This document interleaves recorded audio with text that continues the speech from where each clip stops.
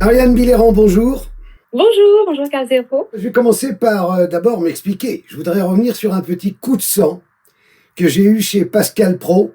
C'était peut-être le fait qu'il était tôt le matin, ou peut-être que j'étais stressé, ou peut-être que globalement Pascal Pro m'agace.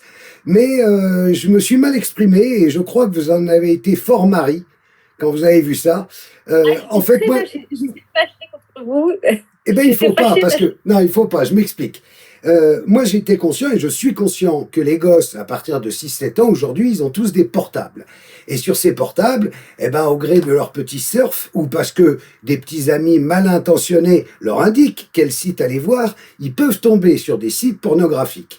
Et donc, dans ma bonne foi, vraiment, et dans mon allant, je disais, il faut que l'école, les parents expliquent aux gosses que c'est pas normal et que c'est pas quelque chose d'habituel et essaye de leur faire envisager la chose de façon à ce qu'ils soient pas trop choqués quand ils vont le voir. Et de là, on m'a pris pour un de ceux que vous pourfendez, un des diables de l'OMS, qui était pour inculquer l'éducation sexuelle aux enfants dès l'âge de 3 ans. Donc, je suis désolé, je me suis mal exprimé, c'est des trucs qui arrivent. Vous pouvez pas m'en vouloir. et du coup vous me donnez la parole, ce dont je vous remercie. Je vous donne la Voilà. parole parce que justement, c'est l'occasion de montrer que je soutiens ce que vous pensez. Tout a commencé en 2017 avec votre livre qui s'appelle L'imposture des droits sexuels. Et le sujet, si on veut le décrire, vous le dites vous-même, c'est l'une des plus grandes escroqueries, des plus grandes arnaques historiques et scientifiques de tous les temps et qui fait encourir à nos enfants et nos petits-enfants, dans mon cas, eh ben, un danger immense. Oui, ce qu'il faut comprendre, alors peut-être quelques mots sur mon parcours, je pense que c'est important pour les gens. Savoir Moi qui au vous départ, êtes, d'où vous venez et qui vous autorise voilà, à parler. absolument, de quelle place je parle. Au départ, je suis psychologue clinicienne professionnelle pour l'enfance maltraitée. D'accord, c'est ma spécialisation du départ, donc je sais très bien ce qui se passe dans les institutions. J'ai fait de nombreux signalements, je sais les dysfonctionnements de la protection de l'enfance et ça m'a mené à écrire un livre. J'écris beaucoup de livres, mais j'en ai écrit un en particulier qui s'appelle Psychopathologie de la pédophilie avec ma collègue Amandine Lafargue. Ce livre, on l'a écrit en 2012 chez Duno, éditeur universitaire. Il est paru en 2013. Nous savons de quoi nous parlons. J'ai aussi, pendant des années, donné des formations pour la prise en charge de la délinquance sexuelle au sein de l'administration pénitentiaire. Et en dehors de cela, j'ai une solide formation en philosophie morale et politique et lettres classiques, donc latin grec à l'ENS, et un doctorat de psychopathologie sur la psychose adulte. J'ai aussi ensuite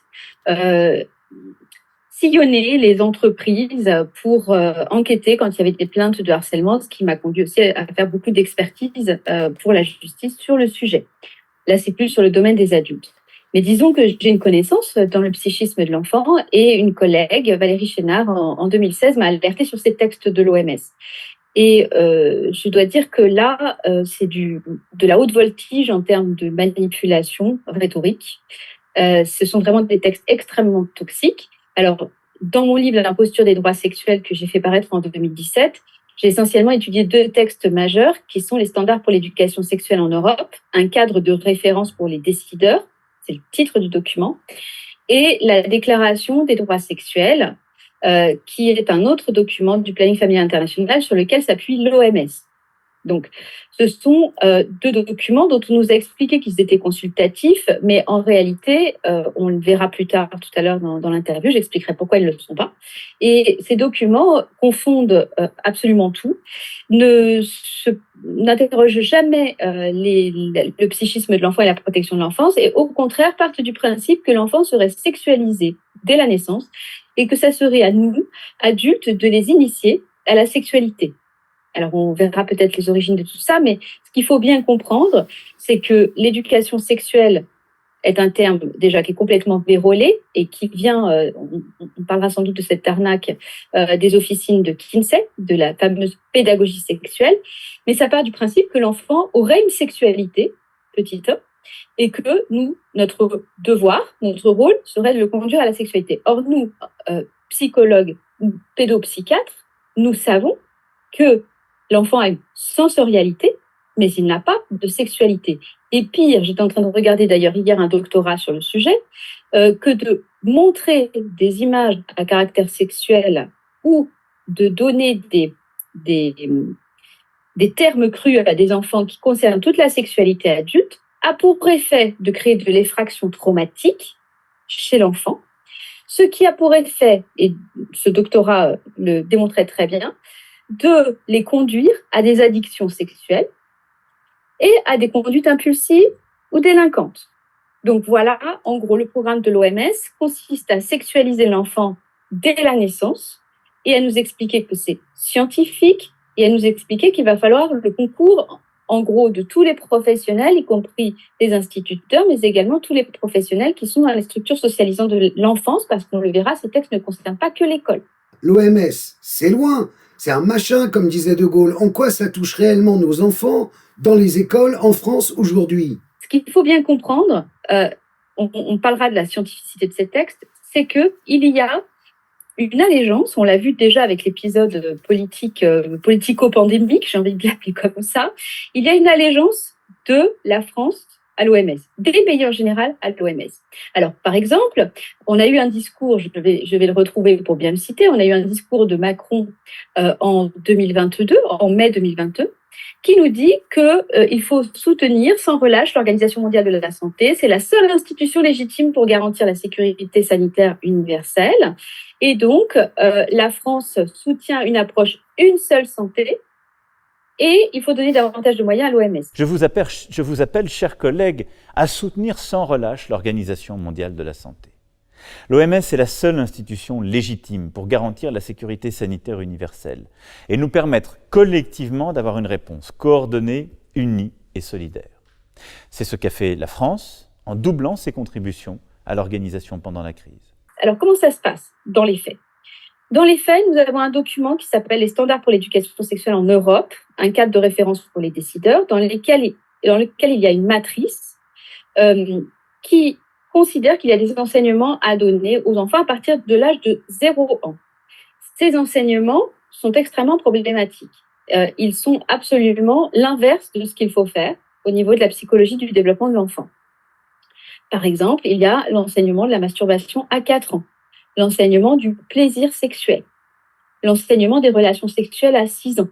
Je vous prendrai peut-être d'autres exemples. Le but de cet enseignement, c'est développer le potentiel sexuel de l'enfant. C'est clair quand même comme objectif, c'est écrit comme ça dans les textes. Et l'adulte doit être partenaire de l'enfant pour l'aider à développer son potentiel sexuel. Ce qu'il faut bien comprendre, c'est que ce document n'est pas que consultatif. En réalité, la France est liée à l'OMS par des contrats et doit appliquer la politique de l'OMS. L'OMS a produit ce document. Ce document est repris dans son contenu. Il n'est pas forcément cité. Par exemple, il était cité avant sur le site de Canopé et à force de pression, effectivement, de militants anti-pédocriminalité, il a été retiré. C'est assez clair, c'est suite à des mouvements qu'il y a eu beaucoup sur Internet et cette référence a été retirée. Mais le contenu n'est pas retiré. Et donc, le ministère de la Santé s'appuie sur l'idéologie de l'OMS de l'enfant sexualisé pour, par voie de contrat que le ministère de la Santé a avec les écoles, avec le ministère de l'Éducation nationale, pour rentrer dans les écoles en diffusant cette idéologie. Cette idéologie, c'est aussi l'idéologie de l'enfant qui serait pour être consentant à une sexualité avec un adulte selon ses capacités évolutives. C'est écrit comme ça dans les textes. Il n'y a aucune protection contre la pédophilie, aucune protection contre la pédocriminalité, je sais que c'est un terme que vous préférez, dans ces textes. Au contraire, il est question de sexualiser l'enfant et que les adultes soient partenaires dans cet enseignement.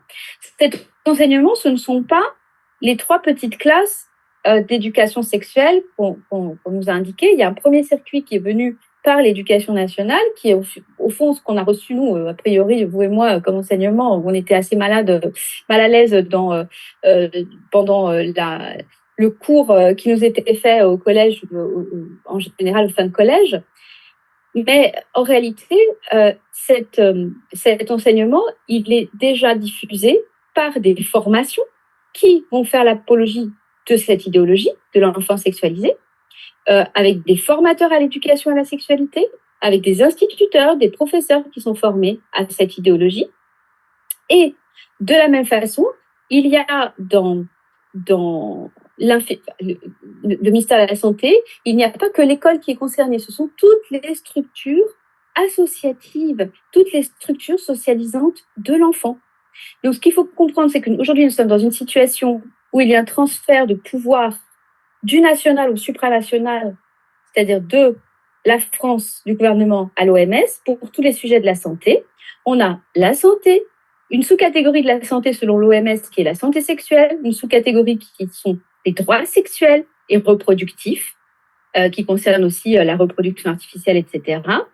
Et dans cette sous-catégorie, on a l'éducation sexuelle qui est censée mener au droit sexuel. Le droit sexuel, c'est le droit à la sexualité pour tous, sans discrimination, ni par l'âge, il faut bien comprendre, droit à la sexualité pour tous, sans discrimination, ni par l'âge, ni par l'orientation sexuelle, y compris la pédophilie, bien sûr. C'est la porte ouverte, évidemment, à admettre la pédocriminalité à court terme. Si on éduque les enfants en leur disant qu'ils sont sexués, même tout petits, qu'ils ont des orientations sexuelles et qu'ils ont le droit d'avoir des rapports avec des adultes, alors on marche sur la tête, Ariane. Mais c'est bien ce que je dis depuis 2017, on marche sur la tête. Alors je vais vous prendre pour que les gens aient des exemples. Alors, ces droits sexuels, ça marche au chantage avec l'OMS. C'est-à-dire qu'en fait, il est bien écrit que les États et les représentants qui refusent l'intégration explicite et complète de la santé des droits sexuels et reproductifs dans l'agenda du développement, et en particulier l'éducation formelle et non formelle, l'information et le dialogue, en particulier avec les jeunes autour des questions de sexualité et de reproduction, des relations genrées de pouvoir, d'orientation sexuelle et d'identité de genre, se privent de leviers déterminants pour sortir de la pauvreté et atteindre un développement durable. C'est-à-dire qu'on va mettre la pression sur les États s'ils n'appliquent pas ces droits sexuels. Alors, dans ces textes, bien sûr, il y a des mentions sur le fait que les lois des États devront se soumettre à la politique de l'OMS. Donc, en fait, il n'y a même pas, c'est une obligation de résultat. Il n'y a même pas de possibilité d'indépendance ou de souveraineté nationale sur cette affaire. Alors, simplement, pour vous donner une référence précise sur la légalisation progressive de la pédophilie, bien sûr, c'est quelque chose. Alors, voilà, déjà, une définition que je donne dans mon livre déjà de 2017 de ONU-SIDA, donc de l'ONU. Il faut savoir que l'OMS est une sous-catégorie aussi de l'ONU. On entend par discrimination tout acte ou comportement ayant pour but ou pour effet de compromettre la jouissance par tous les individus. Et bien entendu, oui. Ça c'est discriminant.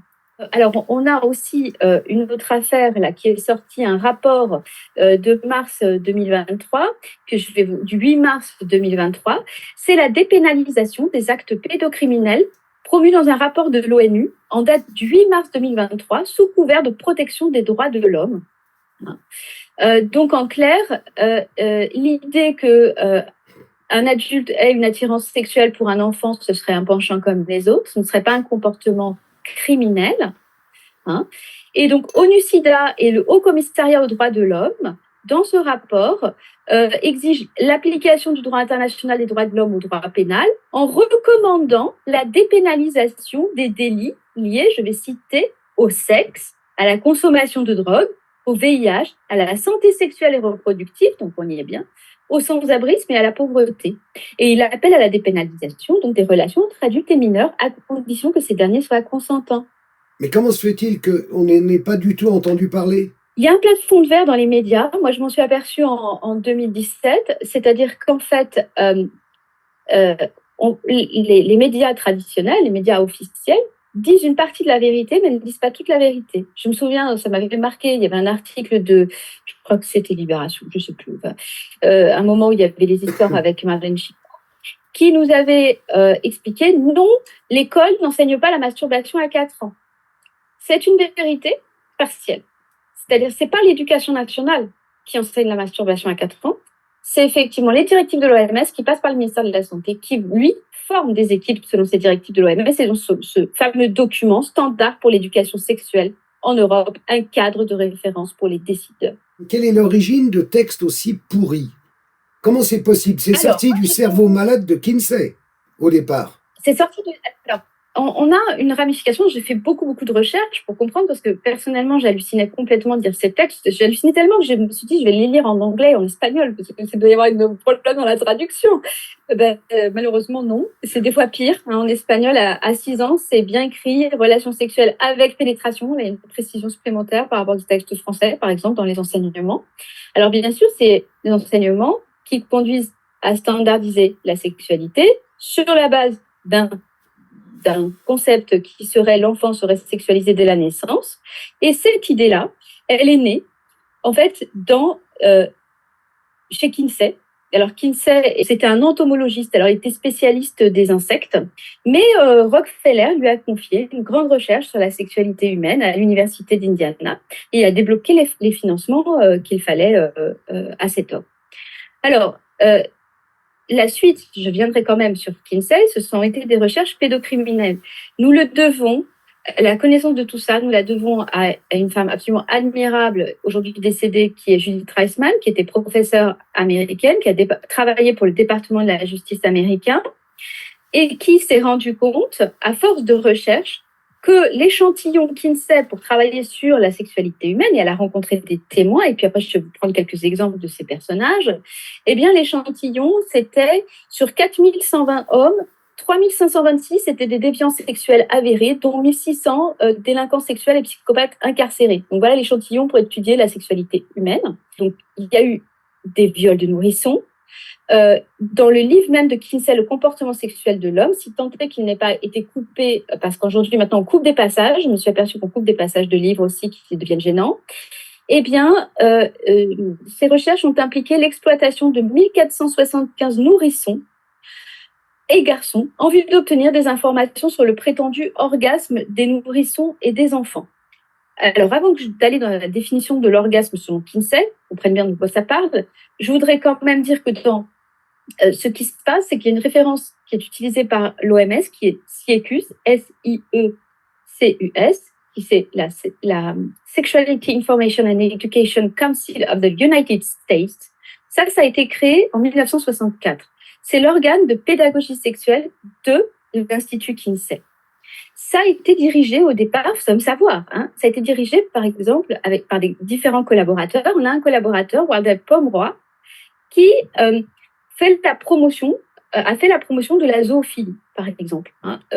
On a un autre collaborateur, alors à qui on doit la création de la théorie du genre, John Money, qui a prôné la pédophilie dans un journal, PIDECA, Journal of Pedophilia, en septembre 1987.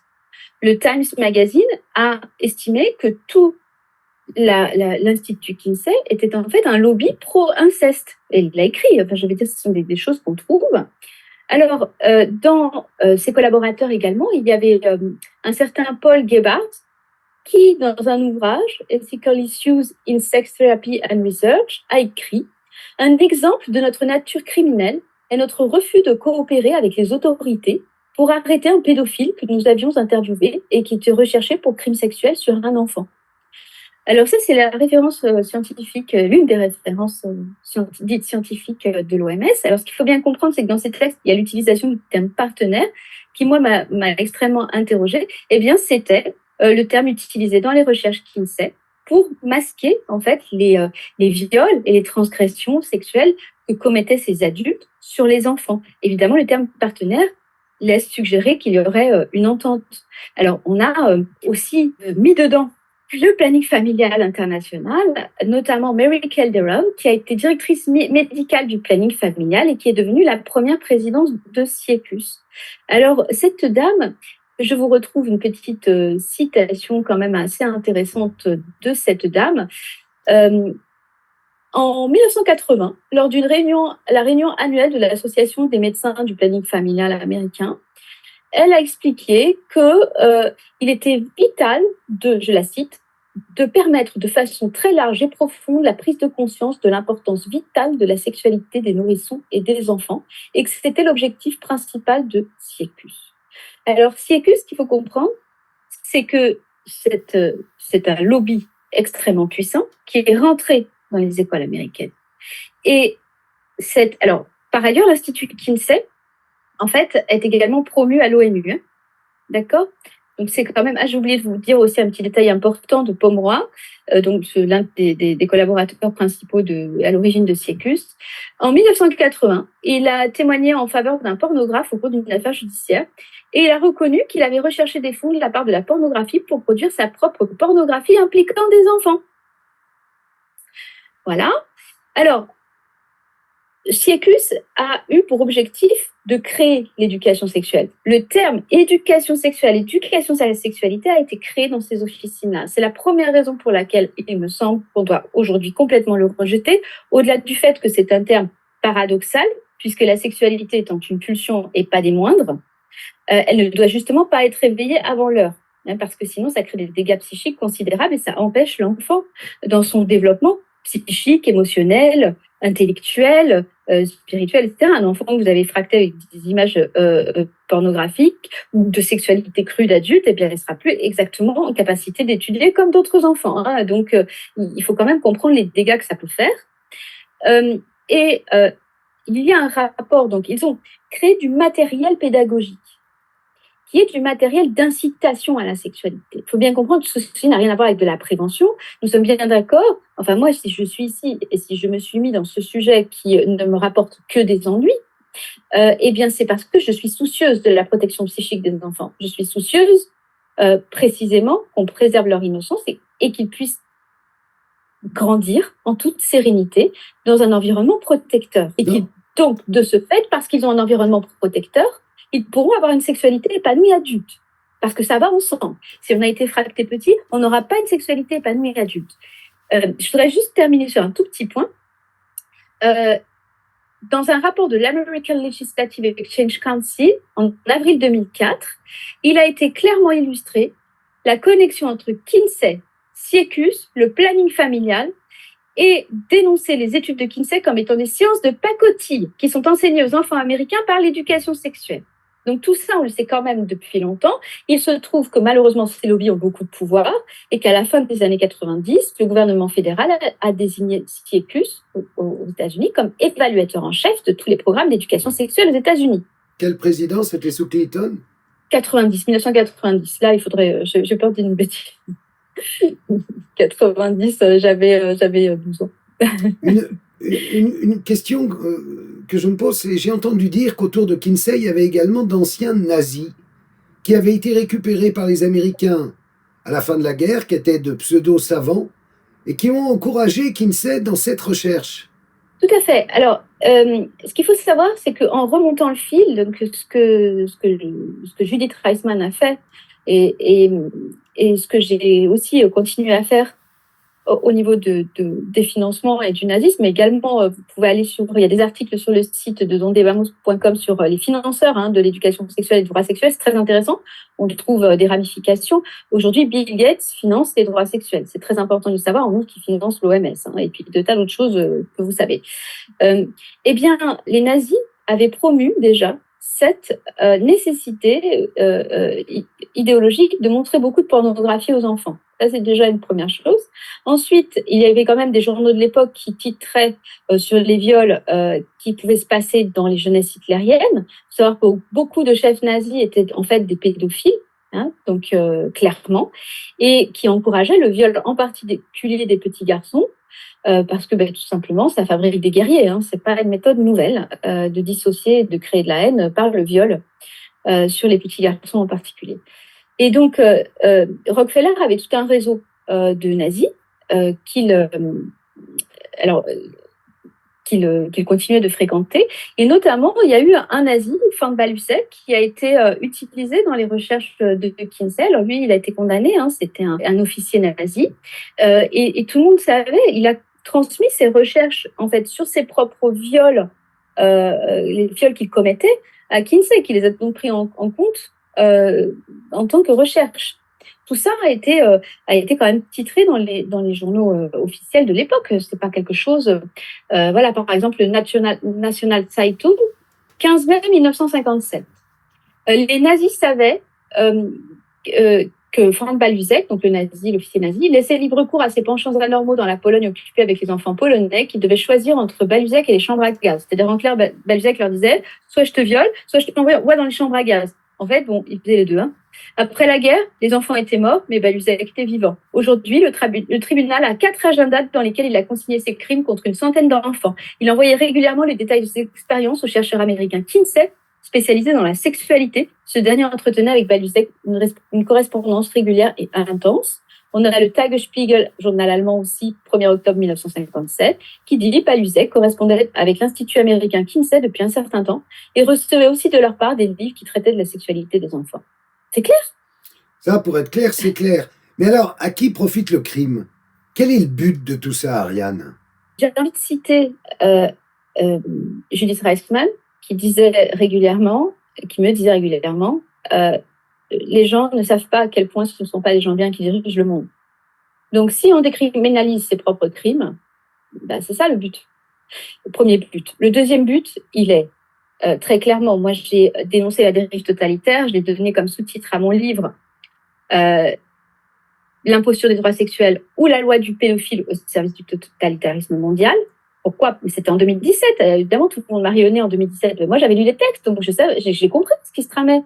J'ai une formation à très haut niveau en philosophie politique, je sais ce que c'est que le totalitarisme, j'ai lu ces textes, j'ai compris qu'il s'agissait ni plus ni moins d'une dissociation de masse traumatique de masse des enfants, qu'à partir du moment où on les a dissociés par les effractions traumatiques par les adultes qui deviennent des séducteurs et des initiateurs et même des pédophiles qui s'ignorent appliquant un programme de l'OMS, eh bien, tout simplement, nous allons en faire des objets consommateurs, de pornographie, parce que c'est à ça que ça va mener à l'addiction pornographique, c'est-à-dire à une impuissance sexuelle.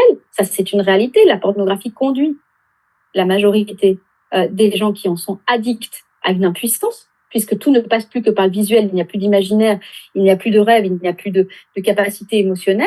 Donc ça, c'est en général, tous les patients qui ont une addiction à la pornographie, ils ont un problème d'impuissance. Donc c'est quand même assez clair. Et ensuite, ça va créer cette dissociation traumatique, c'est tout simplement du contrôle mental de masse. C'est-à-dire que vous voulez implanter un état totalitaire mondial, eh bien, transgresser, traumatiser les gens en permanence. C'est ce qui se passe depuis 2020. Sauf que là, ça concerne les enfants et on demande la participation de la population avec un endoctrinement idéologique. Si vous avez lu Le meilleur des mondes d'Huxley, eh bien, nous sommes dedans. Qu'est-ce qu'on peut faire aujourd'hui pour protéger nos enfants? Alors, je pense que la priorité, c'est la bonne information. C'est-à-dire, il y a quand même plusieurs points. Je pense que le point prioritaire, c'est comprendre que nous sommes piégés dans des idéologies. Ça, c'est la première chose. Ces idéologies sont véhiculées à l'insu des gens ou pas, qui s'en font le vecteur par la langue.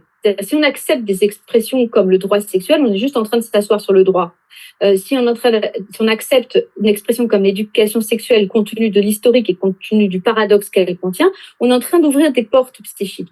C'est-à-dire que dire on va éduquer à la sexualité des enfants, ce n'est pas du tout pareil que de dire on va faire de la prévention et de la protection. Ça n'ouvre pas les mêmes portes, ça n'ouvre pas la même permissivité, pas les mêmes glissements. Et la question de l'attention au langage est extrêmement importante. Donc, il faut clarifier les concepts. Il faut éviter de s'affaisser dans la confusion. Aujourd'hui, tout le monde s'affaisse par confort, et on ne va pas faire les recherches, on voit 3 vidéos et on pense qu'on connaît un sujet. Eh bien, je vais vous dire, celui-ci, il va falloir quand même que les gens approfondissent. En dehors de mon livre, je cite aussi celui de Régis Bruno, pédiatre et pédopsychiatre, Préserver l'innocence des enfants, qui vous permet de comprendre en quoi ces textes et cette politique de l'OMS est extrêmement dangereux pour le développement psychique des enfants. On va prendre quelques exemples sur cette éducation sexuelle. Premièrement, elle est multidisciplinaire. Ça, c'est très important, c'est-à-dire qu'on fait croire aux gens que c'est 3 modules, mais encore une fois, eh bien non, pour l'OMS, ça serait dans n'importe quel cours, en biologie, en orientation sociale, en religion, en philosophie, en langue et sport. C'est une matière pluridisciplinaire, multidisciplinaire, ils disent. Ils disent bien aussi qu'elle est obligatoire. Et je vais citer, sans clause d'exception qui permettrait aux parents de retirer leurs enfants de la classe s'ils ont des objections sérieuses par rapport au programme. Donc là, on est en train de... C'est pas grave, les droits de l'homme, la priorisation du droit d'instruction et de l'orientation d'instruction aux parents, ça saute. L'autorité parentale, ça saute, je veux bien comprendre. Ensuite, il est écrit, idéalement, les différents sujets sont introduits avant que l'enfant arrive au stade correspondant du développement. Donc là, on est en train de les effracter. De toute façon, ils ne sont pas mûrs, puisqu'on veut leur parler de sujets de sexualité avant qu'ils arrivent au stade correspondant du développement. Donc c'est clairement transgressif. Il est indiqué qu'elle est participative, que l'enfant va participer, qu'il est partenaire dans une éducation sexuelle participative. Donc, je vous rappelle que c'est à partir de 0 ans. Alors, comment on participe à 1 an, à 0 ans, à 4 ans, pour être éduqué, je vais citer, à 4 ans, au plaisir et à la satisfaction liée au toucher de son propre corps, la masturbation enfantine précoce. J'imagine que c'est en groupe, aussi, puisqu'on a expliqué que c'était en différentes matières. Ils vont être éduqués, donc toujours pareil, entre 0 et 4 ans. Entre 0 et 4 ans, à la découverte de leur propre corps et de leur partie génitale. Mais par qui? À devenir conscients de leur identité sexuelle. Mais entre 0 et 4 ans, ils ne sont pas conscients, ils sont dans la confusion. C'est normal, le psychisme d'un enfant, il ne peut pas tout acquérir d'un coup. Il commence à acquérir l'idée que peut-être il a un garçon ou une fille. C'est pas tout de suite. C'est au bout d'un certain temps de maturation. Vers 4-5 ans, là, ça commence à se stabiliser, mais c'est pas avant. Alors, entre 0 et 4 ans, parler des sensations agréables ou désagréables dans leur propre corps. Donc, je vous rappelle qu'on est dans le module sexualité. À exprimer leurs propres besoins, désirs et limites, par exemple, en jouant au docteur. Alors, le rapport en France, France sur l'égalité du Haut Conseil entre l'égalité et entre les femmes et les hommes, précise bien que cette éducation sexuelle doit concerner toutes les structures éducatives, pas seulement l'école, mais la PJJ, la protection de la jeunesse, les fédérations sportives, les colonies de vacances, etc. C'est merveilleux. Et alors, toujours pareil, entre 0 et 4 ans, ils vont avoir le droit d'explorer la nudité et le corps, et d'être curieux, donc en enseignement de la sexualité. Entre 4 et 6 ans, je vais prendre d'autres exemples, on va leur enseigner, entre 4 et 6 ans, les sensations liées à la sexualité, proximité, plaisir, excitation, comme faisant partie de la gamme des sensations humaines. C'est des exemples. Entre 6 et 9 ans, on va leur enseigner le plaisir et la satisfaction liés au toucher de son propre corps, masturbation, autostimulation, les rapports sexuels. Voilà. Et puis après, on a aussi des petits trucs idéologiques. Par exemple, il est bien marqué qu'il va s'agir de libérer l'enfant, je cite, des déterminants sociaux et culturels de la sexualité. C'est-à-dire là, en fait, tous les tabous qui sont la base de notre civilisation, c'est-à-dire la protection de l'intime, l'apprentissage de la pudeur, la séparation des espaces entre la vie publique et la vie privée, bien sûr, comme c'est totalitaire, il n'y a plus de séparation des espaces. C'est la transgression permanente, transgression de la vie intime permanente, et on va commencer très tôt. Voilà, c'est des petits exemples, et on peut développer. Alors, ce qui se passe, moi je vais vous prendre un autre exemple aussi, parce que c'est très important de voir l'enseignement. Alors, c'est l'université de Laval. C'est un enseignement qui s'est donné à l'université de Laval, mais on en a plein comme ça. Plein, parce que depuis 2017 que j'ai été attentive à la chose, on voit des conférences organisées sur la sexualité du bébé, on voit des professionnels qui commencent à délirer sur l'érection que le petit garçon a dans le ventre de sa mère, alors que s'il a juste envie de faire pipi, mais commence à délirer que ça serait sexuel. Enfin, on commence à avoir vraiment quelque chose de glissant au niveau idéologique qui est très préoccupant. Alors, c'est une certification, je vais vous prendre un exemple de ce que ça donne. Certification en santé sexuelle à l'Université de Laval, ce sont des étudiants qui m'ont rapporté ça. Approche théorique du développement de la sexualité. Alors, je vais vous citer le cours. D'accord? Dès les 2 premières années de vie, faites par un psychologue, beaucoup de petits bambins découvrent les plaisirs de la stimulation génitale sous la forme de poussées, de frottement de la zone génitale contre un objet, contre une peluche, un oreiller ou une poupée. Donc, en gros, on est en train de nous dire qu'ils sont avec des sextoys. C'est complètement la projection pédophile, là. Parmi les signes observables et mesurables de l'excitation sexuelle en bas âge, on retrouve des mouvements rythmés qui s'apparentent à des pratiques masturbatoires qu'on retrouve plus tard dans le développement, comme des poussées du bassin, de la lubrification vaginale chez les toutes petites filles et des érections chez le petit garçon. Alors, le prof s'appuie évidemment sur Kinsey, qui aurait documenté que de très jeunes enfants auraient vécu un orgasme, etc. Donc, c'est là, je vais quand même vous donner la définition de l'orgasme selon Kinsey, parce que c'est quand même très important. L'orgasme du bébé, c'est un bébé agité, se calme dès la première stimulation sexuelle, perd tout intérêt pour d'autres activités, entreprend des poussées pelviennes rythmiques, se tend à l'approche de l'orgasme, pris de convulsions, souvent agité de violents mouvements des bras et des jambes et pleure parfois au moment de l'orgasme. Kinsey précise qu'il a le regard vague, fixe et vide, mais d'après le prof, ça traduit un état euphorique de plaisir. Mais qu'est-ce qu'on peut faire, Ariane? Moi, quand je vous entends, les bras m'en tombent parce que On essaye, nous, d'alerter les pouvoirs publics en France en disant on a un problème de pédocriminalité dans notre pays, mais si ça en est là, on a perdu alors, ça veut dire. Ça veut dire que ils ont pensé à tout et que on fait partie du passé finalement. On peut pas réagir, on peut rien faire. La première idée, il faut avoir les idées très claires. La première idée, c'est l'enfant n'a pas de sexualité avant la puberté. Donc, on ne peut pas dire les mots ne comptent pas, les mots comptent. On sait très bien que les pouvoirs totalitaires manipulent le langage pour à la fin désigner le bourreau comme victime et la victime comme bourreau. Donc, il faut être très clair par rapport aux termes qu'on utilise. La sexualité n'est pas une addiction sexuelle mécanique. C'est une autre définition qu'il va falloir poser, parce que pour l'OMS, et manifestement, quand on va sur, par exemple, le site On s'exprime, qui est recommandé dans les manuels de l'éducation nationale, on comprend que la sexualité, c'est quelque chose de très mécanique. C'est quelque chose comme du bouchage de trous, qui effectivement n'engage pas un être tout entier. Si on veut une sexualité épanouie, on sait que ça ne peut pas être que de l'addiction. Si on est que dans l'addiction, on est simplement en train de faire jouer des circuits hormonaux, qui d'ailleurs ont souvent lien avec des traumatismes d'agression sexuelle. Donc, il faut bien comprendre, parce que la perversion de toute cette affaire, c'est qu'à partir du moment où un enfant va être sexualisé, il va avoir des attitudes sexuelles. Et c'est notamment dans notre grille de référence dans les expertises judiciaires, c'est précisément l'un des symptômes. Un enfant qui va avoir des attitudes sexuelles qui ne sont pas liées à son âge. Donc, vous voyez l'inversion perverse? On va dire, oui, mais regardez, les enfants, ils sont sexualisés puisque c'est de la masturbation compulsive. Ah oui, mais s'il a de la masturbation compulsive, pourquoi? Quelle est l'angoisse qu'il essaye de calmer? Qu'est-ce qui se passe? Quel a été le trauma derrière? Et d'où ça se passe, ça? Et ça, c'est la première chose. Donc, il y a une inversion, en fait. D'ailleurs, j'ai entendu parler la semaine dernière d'une inversion, c'est-à-dire que dans les classes où cet enseignement est aujourd'hui diffusé à la sauce OMS, il y a des enfants qui se sentent très mal.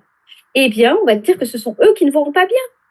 Parce donc, il y a forcément un problème dans la famille, puisqu'ils ne sont pas en capacité de recevoir cet enseignement merveilleux qu'on va leur donner. La troisième chose, c'est que l'enfant ne peut pas avoir de consentement, tout simplement parce qu'il n'a pas la maturité psychique, émotionnelle, intellectuelle, et que la sexualité donc, ne peut pas se réduire à un plaisir sexuel. Ce qui est très important de comprendre aussi, c'est que ce n'est pas en enseignant très tôt le viol qu'on va, par exemple, protéger du viol. C'est le contraire. On va mettre des idées dans la tête des enfants à l'endroit où il faut les construire autrement, avec leur sécurité intérieure, avec des garde-fous qui sont l'apprentissage de la rationalité, notamment en école primaire. Tout le stade du développement logique de Piaget est très important. Et précisément, c'est une période où on ne peut pas et on ne doit pas les initier à la sexualité.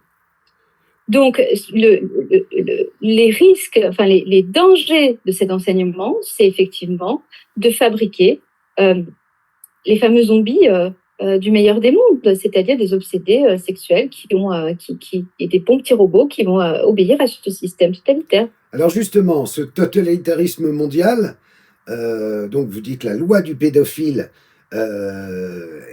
qui nous amène à ce totalitarisme mondial, pour vous, comment vous situez le transhumanisme dans cette idée-là et également le transactivisme?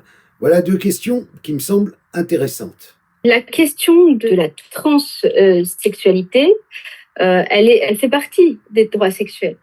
C'est-à-dire qu'en fait, ça fait partie, il y a ce prosélytisme sur l'enfance, c'est dans les mêmes programmes, et de toute façon, c'est dans la même éducation sexuelle. Donc, ce qui se passe, c'est qu'on cherche à faire en sorte que les gens soient dans la confusion la plus grande possible.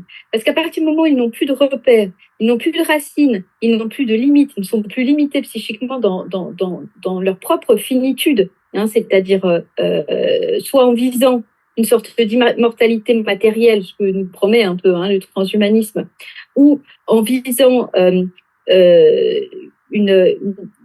un tout, c'est-à-dire je peux être tout ce que je veux, c'est-à-dire une négation aussi, ce qu'on appelle le principe des réalités, c'est-à-dire que ce qui nous frustre, en réalité, on ne peut pas être tout à la fois.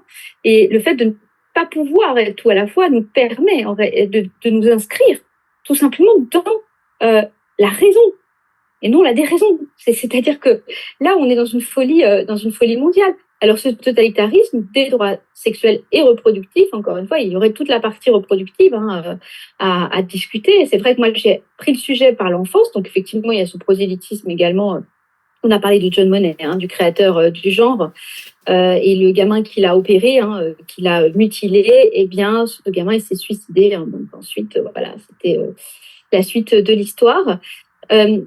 Pourquoi c'est totalitaire de cette histoire? C'est parce que, ni les parents ni les États ne vont pouvoir s'y opposer. Donc, il n'y a pas le choix pour protéger les enfants.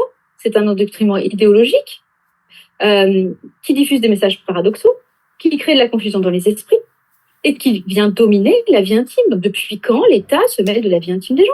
C'est-à-dire que le monde tel qu'on l'a connu, et qui n'était pas parfait, se prépare à devenir absolument dantesque. À partir du moment où l'anthropologie traditionnelle, celle de Leroy-Gourhan, de Lévi-Strauss, elle explique bien que les tabous fondamentaux, c'est le tabou de l'inceste et le tabou du meurtre.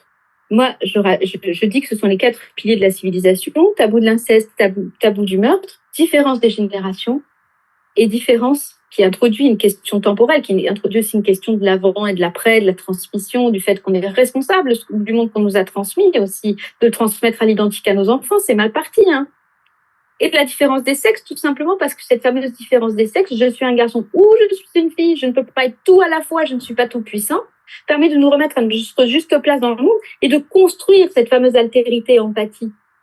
Parce que précisément, je ne suis pas tout. J'ai donc besoin de l'autre, j'ai besoin de trouver un accès vers l'autre qui est radicalement différent de moi. Et ça va être le développement de l'empathie.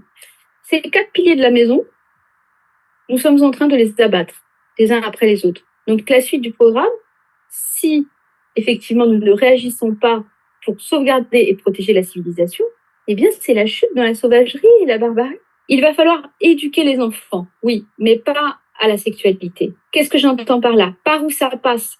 Ça passe par la démission aujourd'hui du rôle des adultes dans la protection de l'enfance.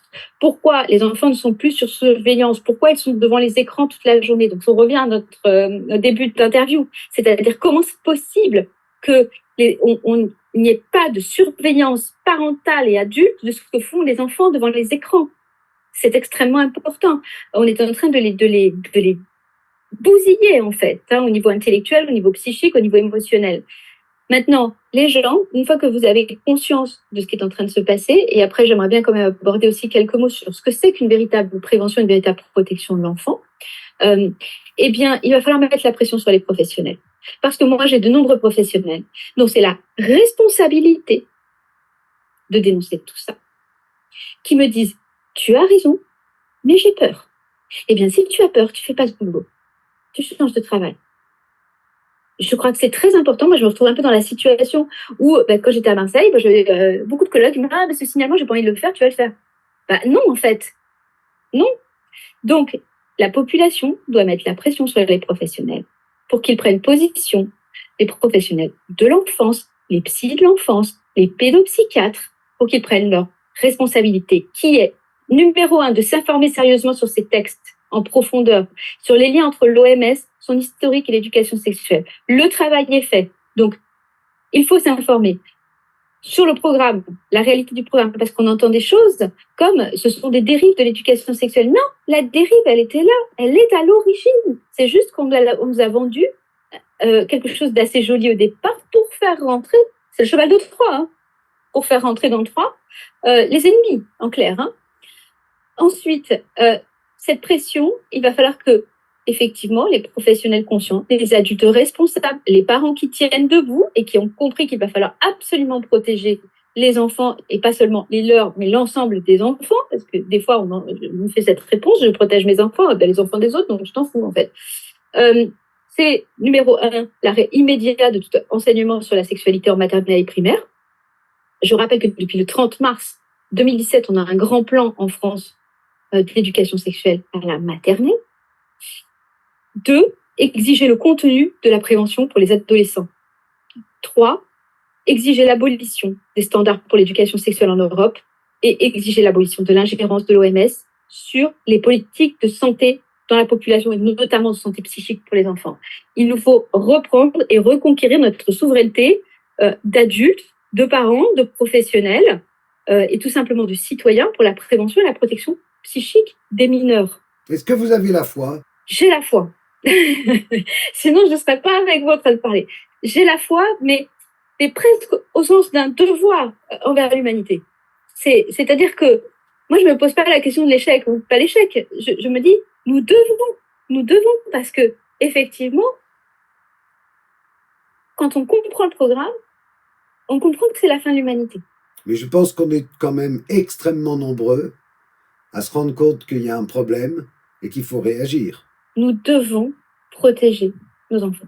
Eh ben, ça sera le mot de la fin, on est d'accord, Ariane. Et tous les enfants.